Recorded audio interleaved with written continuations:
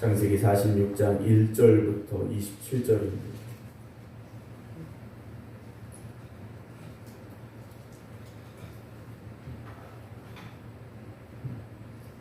이스라엘이 모든 소유를 이끌고 떠나 브엘세바에 이르러 그의 아버지 이삭의 하나님께 희생제사를 드리니 그 밤에 하나님이 이상 중에 이스라엘에게 나타나 이르시되 야곱아 야곱아 하시는지라. 야곱이 이르되 내가 여기 있나이다 하매 하나님이 이르시되 나는 하나님이라 네 아버지의 하나님이니 애굽으로 내려가기를 두려워하지 말라. 내가 거기서 너로 큰 민족을 이루게 하니라.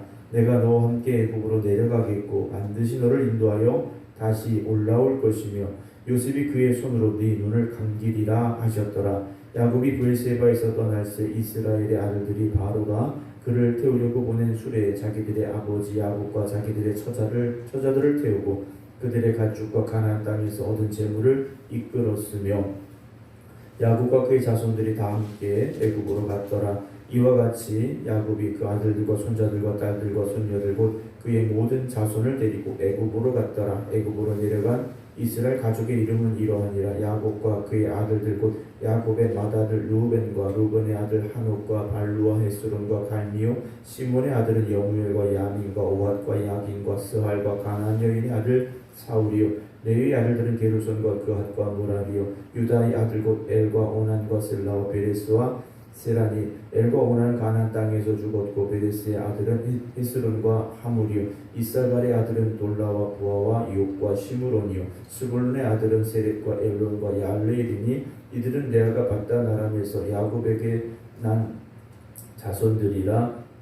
그 딸 디나를 합하여 남자와 여자가 33명이며 가세 아들은 시뵈과 학기와 순이와 에스본과 에리와 아로디와 아렐리오. 아셀의 아들은 임나와 이스와와 이스이와 브리아와 그의 누이세라며 또 브리아의 아들은 헤벨과 말기엘이니 이들은 라반이 그의 딸 레아에게 준 실바가 야곱에게 낳은 자손들이니 모두 16명이라. 야곱의 아내 라헬의 아들 곧 요셉과 베냐민이요. 애굽 땅에서 온의 제사장 보디벨의 딸 아스낫이 요셉에게 낳은 므낫세와 에브라임이요. 베냐민의 아들 곧 벨라와 베길과 아스벨과 게라와 나아만과 에이와 로스와 무빔과 훈빔과 아르시니 이들은 라헬이 야곱에게 낳은 자손들이 모두 14명이요. 단의 아들 무심이요. 납달리 아들 곧 야셀과 분이와 예셀과 실렘이라. 이들은 라반이 그의 딸 라헬에게 준 비라가 야곱에게 낳은 자손들이니 모두 7명이라. 야곱과 함께 애굽에 들어간 자는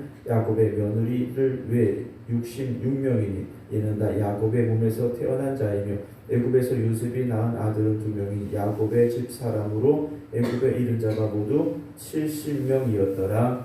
아멘. 할렐루야. 하나님의 크신 은혜가 모든 성도님들의 삶과 또 가정과 하는 일들 위에 충만하게 임하시기를 주님의 이름으로 축복합니다. 오늘 온라인으로 예배드리고 계신 김경호 장로님, 이숙자 권사님, 김성자 권사님, 정옥봉 권사님, 그리고 우리 병중에 있지만 임승자 집사님, 김건욱 권사님, 김준원 장로님, 박정순 권사님, 박영료 권사님, 안친환 권사님 주님의 이름으로 축복합니다. 그래서 이 아이들이 그런 얘기를 하더라고요. 아빠는 이제 수요 예배나 이렇게 설교할 때는 좀 웃기도 하고 이렇게 설교하는데 새벽 예배 시간에는 얼굴이 좀 굳어 있다고 얘기를 하더라고요. 새벽 예배 시간 좀 아무래도 좀 짧고 새벽 시간이기 때문에 좀 그런 부분들이 있는데 제가 뭐 기분 나빠서 안 오는 것도 아니고요. 오래 잘 오는 사람이니까 왜 안 온나 이렇게 고민하지 마시고 하나님 은혜 가운데서 우리가 살아가고 있음을 감사하고 또 목사도 또 그렇게 살고 있음을 여러분들이 알아주시기를 부탁드립니다. 아까 불렀던 찬송가는 제가 아이들을 낳아서 키울 때 자장가로 불러줬던 찬송가예요. 찬송가를 또 자장가로 다 불렀나 아시겠지만 제가 큰아이 때 이렇게 좀 많이 불러줬어요. 자장가 많이 불러줬는데 여러분들에게 있어서 그 가장 은혜가 되는 찬송 있지 않습니까? 세상 말로 하면 애창곡 이렇게 부를 수 있는 그런 찬송가가 있을 텐데요. 제가 찬송가를 이렇게 부르고 가사를 이렇게 쭉 읽어갈 때마다 이 찬송가를 작사한 이 작사가는 이 글을 쓸 때, 이 가사를 쓸 때 어떤 마음이었을까라는 생각들을 이제 가끔 해보게 됩니다. 그 사람이 이렇게 고백할 수밖에 없었던 그 신앙, 그의 삶은 어디에 있었고 또 어떤 상황이었었고 또 어떤 믿음의 고백이었을까라는 것들을 조금 생각해 보게 되는데요. 우리도 여러분들이 가장 즐겨 부르고 또 가장 좋아하는 찬송가의 가사 속에 담겨있는 의미가 아마 여러분들의 상황이라든지 여러분들이 겪어온 과정이라든지 이런 것들과 많이 아마 좀 같은 부분들 또 비슷한 부분들이 있기 때문에 그런 찬송가들이 있지 않을까라는 생각을 해보게 됩니다. 오늘 창세기 46장의 말씀은 야곱의 가족들이 애굽으로 내려가는 상황입니다. 그리고 아까 야곱의 아들들의 이름 또 자손들의 이름을 쭉 우리가 읽게 됐는데요. 사실 여기 나오는 이름을 우리가 다 외울 필요도 없고 다 알아야 될 필요도 없죠. 그런데 이들은 이스라엘 백성들에게 있어서는 족보지 않습니까? 우리 조상 중에 이런 분이 있었는데 그때 그 할아버지가 애굽으로 내려갔더라라는 그들의 신앙의 근거이고 뿌리라는 것이죠. 우리는 그냥 이름이 이렇게 어려울까 하고 넘어갈 수밖에 없는 부분이지만 그들에게는요 다르다라는 거죠. 그러니까 성경을 읽을 때 이 말씀들이 성경에 있는 모든 말씀들이 나와 상관이 있고 또 나에게 주시는 말씀으로 들려지기 시작하면 우리가 그 속에서 하나님 만날 수 있고 하나님의 은혜를 더 깊이 체험하는 귀한 은혜와 시간들이 될 줄로 믿으시길 주님의 이름으로 축원합니다. 이제 45장에서 야곱이 요셉이 살아있다라는 소식을 듣고 또 바로와 요셉이 보낸 이제 이 수레를 타고 내려오게 되는 과정을 우리가 보게 되는데요. 오늘 46장 1절은 이렇게 시작을 하죠. 이스라엘이 야곱이 모든 소유를 이끌고 떠났습니다. 출발하기 위해서는 떠나야 되죠. 우리가 하나님과 동행하기 위해서는 세상을 떠나야 됩니다. 물론 지금 우리가 다 여기서 죽는다 이 말씀이 아니라 우리가 세상 속에 살지만 세상에서 떠난 사람들처럼 살지 않으면 하나님과 동행할 수가 없다라는 거죠. 하나님과 동행하는 믿음으로 살기 위해서는 세상과 구별되어져야 되고 더 강한 표현을 쓴다면 세상을 떠난 사람들이 되어져야 됩니다. 그리고 이제 브엘세바에 도착을 하게 되는데 이 브엘세바라는 곳은 어떤 곳이냐? 이스라엘 땅에서 이제 애굽으로 내려가지 않습니까? 가는 과정 중에 이스라엘 땅의 마지막 경계 같은 부분이에요. 그래서 우리가 성경을 읽다 보면 단에서 브엘세바라는 표현이 나올 때가 있는데 단은 북쪽 끝이고 브엘세바는 남쪽 끝입니다. 그 남쪽 끝 경계선을 지나가는 국경을 우리말로 하면 국경을 지나가는 겁니다. 그럼 이제 이스라엘 땅에서 가나안 땅으로 이제 가나안 땅인 이스라엘 땅에서 애굽 땅으로 내려가게 되는 그곳인데 야곱이 거기서 뭘 했느냐? 하나님께 희생 제사를 드렸어요. 시간이 꽤 걸리는 예배를 드린 겁니다. 마음속에는요 요셉을 보고 싶은 마음이 얼마나 컸겠습니까? 한 달음에라도 달려가고 싶은 야곱이었을 거예요. 그런데 거기 멈춰서 하나님 앞에 희생의 제사를 드렸어요.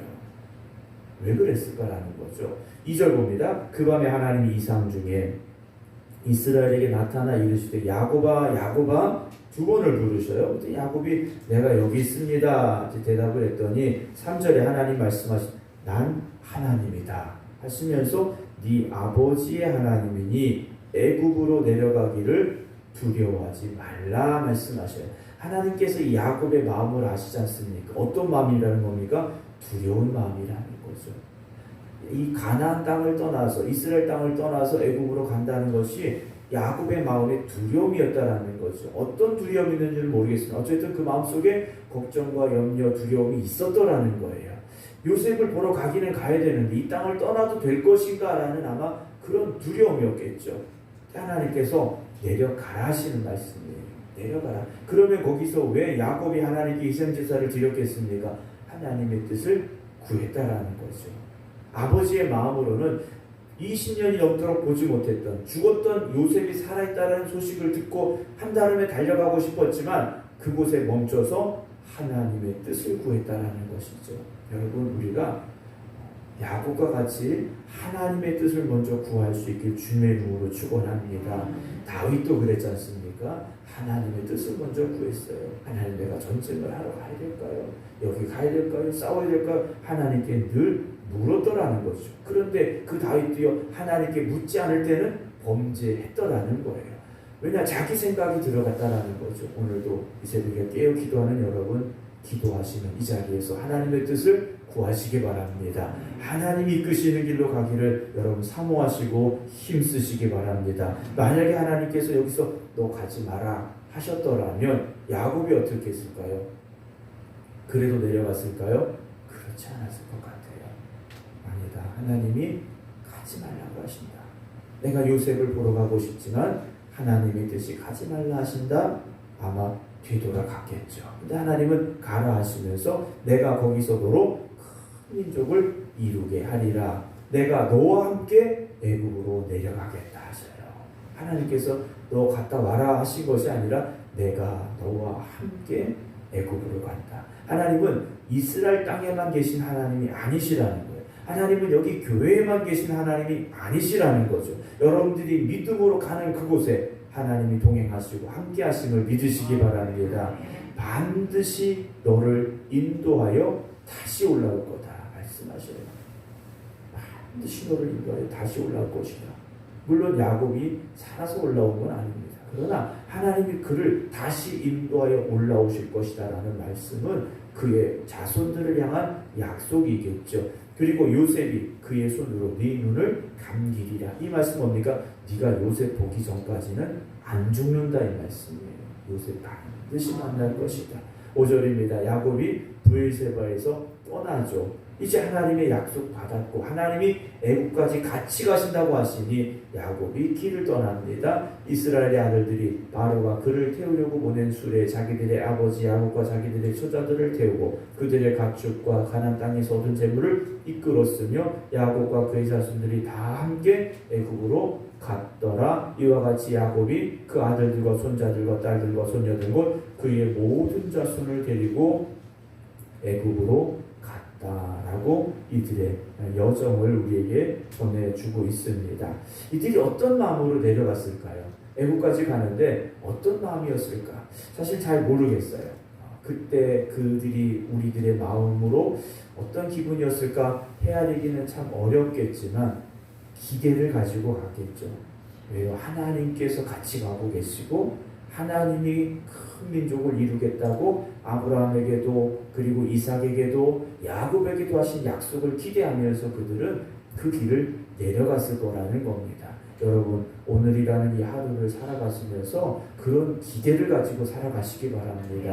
야, 세상 살기 어렵다. 어렵죠. 그러나 하나님이 지금 나와 함께하고 계시다라는 것, 내가 가는 그 길에 하나님께서 동행하고 계시다라는 믿음을 가지고 여러분 오늘 이 하루를 살아가시기 바랍니다. 그리고 나서 이제 8절부터 그들의 아들들의 이름 또 자손들 손자들의 이름들이 쭉 기록이 되어지고 있죠. 아까 말씀드렸습니다만 우리가 알기 어려운 이름들이 참 많이 있고 뭐 여기서 한번 보고 말 이름도 많이 있습니다. 그런데 성경은 이들의 이름을요 하나하나 기록해 놓고 있다라는 거죠.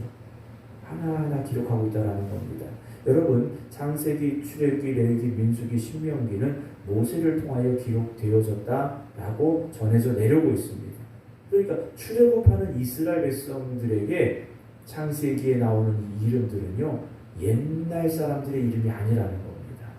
400년, 500년 전에 자기들의 할아버지의 조상들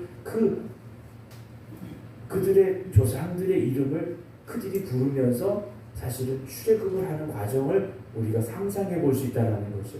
그때 우리 할아버지 야곱과 우리의 아버지들 또 우리의 조상들 누구누구가 애굽 땅에 이렇게 내려왔는데 몇 명이 내려왔다고 되어 있습니까? 27절은 70명이 내려왔다고 그랬어요.